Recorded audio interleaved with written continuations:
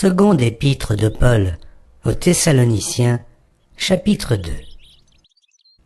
Pour ce qui concerne l'avènement de notre Seigneur Jésus-Christ et notre réunion avec lui, nous vous prions, frères, de ne pas vous laisser facilement ébranler dans votre bon sens, et de ne pas vous laisser troubler, soit par quelque inspiration, soit par quelques paroles, ou par quelques lettres qu'on dirait venir de nous, comme si le jour du Seigneur était déjà là.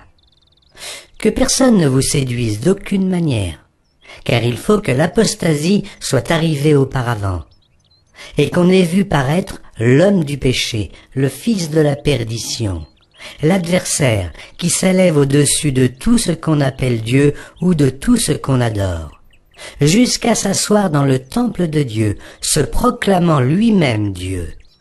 Ne vous souvenez-vous pas que je vous disais ces choses lorsque j'étais encore chez vous? Et maintenant, vous savez ce qui le retient, afin qu'il ne paraisse qu'en son temps. Car le mystère de l'iniquité agit déjà. Il faut seulement que celui qui le retient encore ait disparu.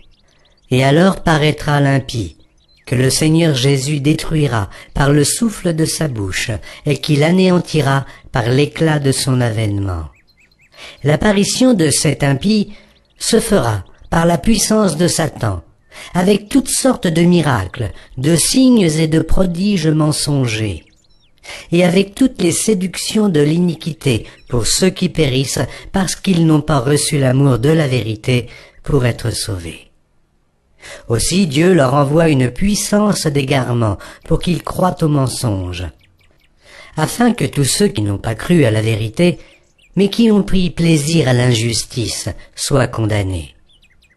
Pour nous, frères bien-aimés du Seigneur, nous devons à votre sujet rendre continuellement grâce à Dieu, parce que Dieu vous a choisi dès le commencement pour le salut, par la sanctification de l'Esprit et par la foi en la vérité.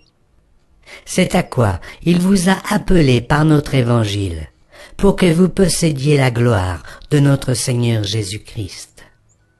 Ainsi donc, frères, demeurez fermes et retenez les instructions que vous avez reçues, soit par notre parole, soit par notre lettre.